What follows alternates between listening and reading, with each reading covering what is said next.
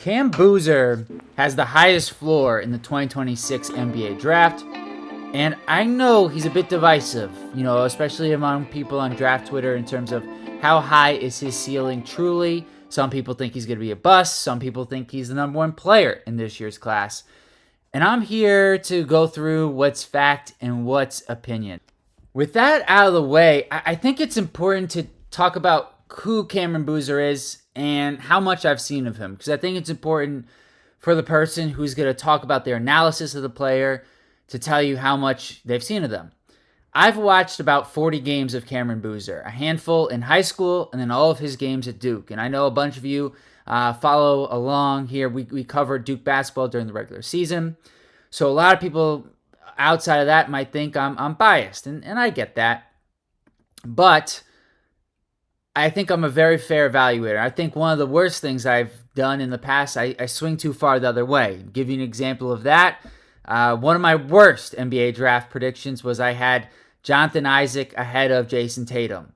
And while Jonathan Isaac has had a number of injuries, that is, I think, the worst draft analysis I have done. Now, Isaac did do pretty well against Tatum, but that's neither here nor there. The point of me bringing that up, though, is to say I think I can do a pretty good job of being as objective as I can be when evaluating these prospects. Another example of that, I had Karl Anthony Towns ahead of Jahlil Okafor. I thought his game was more NBA ready. So, Cameron Boozer is, I just think, really ready to take a step into the NBA and be a very productive player. And there's a number of things he does extremely well that say to me, this guy is going to be very good for a long time. But first, let's look at his stats, because this is a guy who averaged, just about 23 points a game at Duke, just about 10 rebounds a game, and 4 assists. And he did so while slashing 56% from the field, 39% from three, 79% from the free throw line. And his turnovers ticked up to 2.5 at the end of the season. We'll talk about that later. But this was the best player in college basketball. And when you look at the accolades the guy had, it's like, what award did he not win? And that's all he's done since he's been in high school, coming to Duke. He's been the best player in his class every year. And he is the youngest player in his class heading into the 2026 NBA draft. Cam Boozer is a guy, though, that I think there's some misconceptions about his game. He is not this strictly back to the basket, post up bully ball player. He is so much more than that. It's not even funny. One great example of that is, in the pick and roll, he was more likely last season to be the guy who was handling the ball in the pick and roll than to be the screener. And they did that in a variety of ways, whether that was hit a 4-5 pick and roll with the big man Gangba or Malik Brown, or an inverted pick and roll with one of the guards or wings like Caleb Foster or Isaiah Evans setting the screen for Cam Boozer. He is just one of the more versatile offensive players that there are coming into this NBA draft. In addition to that, he just did not shoot many mid-range jumpers last year at Duke, but frankly, I think that was part of the emphasis from the coaching staff. When you go back and look at his high school tape, and there are glimpses of it certainly in his season, but this is a guy who is capable of shooting the mid-range, and I think more importantly than anything with Cam Boozer, when you go back to his first game against Texas, where he struggled against the size of Texas, scoring inside. It was one of his worst games of his college career. He was 3 of 12 from the field. This is a guy who gets better, not just, season to season, but within seasons and within games. It is remarkable how much he progressed during his time at Duke. Michigan and Florida, 2 teams that I would say had the most NBA talent in their front courts. Against Florida, early in the season, he had 29 points, 6 rebounds, and 2 assists, and had the game-winning assist off of one of those inverted pick and rolls to Isaiah Evans.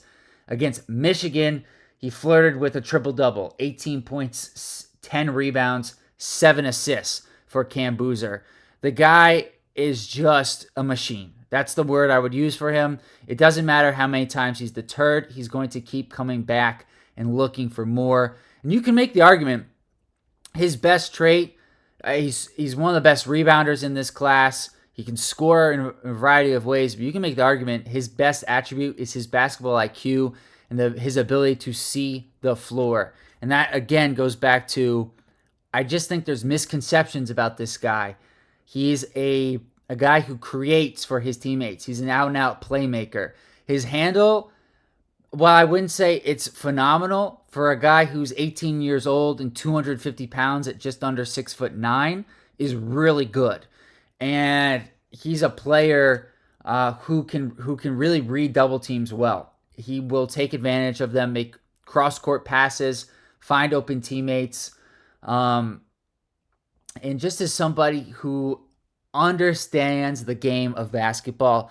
And you might think, that is something that's maybe I'm overrating, but I actually think it's underrated in terms of his ability to have a really high basketball IQ and develop his game, continue to improve as a player, game to game, week to week, and then year to year. It's Cam Boozer in a nutshell. This guy is just a phenomenal player, and I'm really excited to see what he does in the NBA.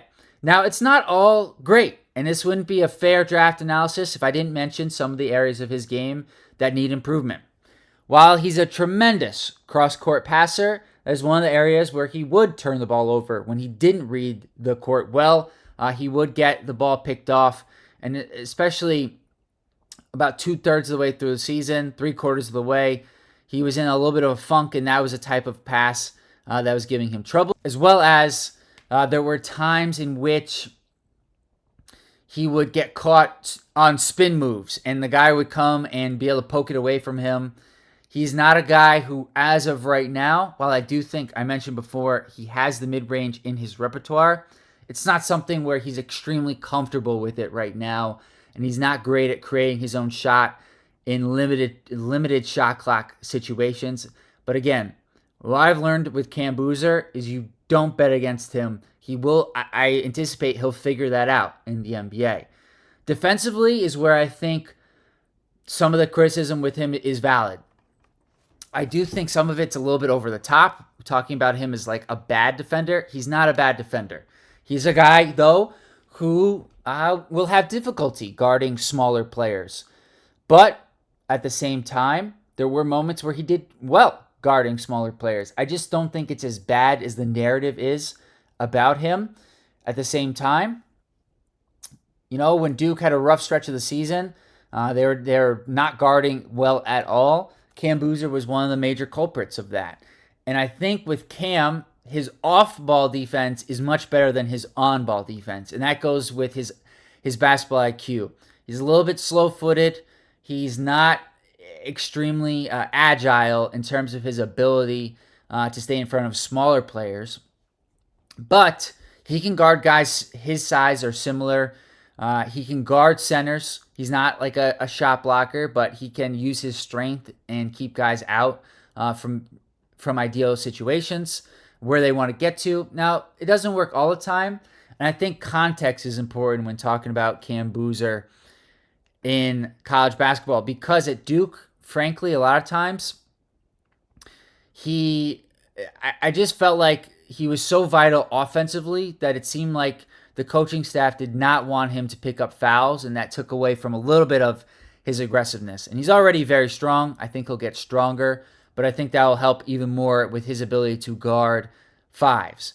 Additionally, there were a few times where opposing centers were able to have success guarding Cam Boozer, whether that was Ruben Chinyelu in the second half of the Florida game or Ugana Onyenso in the Virginia game in the ACC championship game. With that one, I do think context, again, is important. They were able to load up more on Cam Boozer because he wasn't playing with his center in Patrick Gangba. And so I see Cam Boozer as a guy who is a 4. That's his position in the NBA. You can get away with him as a small ball 5 for stretches, but I don't think it's something you're going to want to do, at least earlier on in his career, for long stretches. I see him as a guy whose floor is a third option on a winning team, and his ceiling is a number one option on a winning team. I think he's going to go somewhere between 1 and 4 in this year's class. And again, other people might do it. If I've learned anything, you don't bet against Cam Boozer. Let me know what you guys think in the comments. Subscribe to the channel, like this video, share it with a friend, and until next time, peace.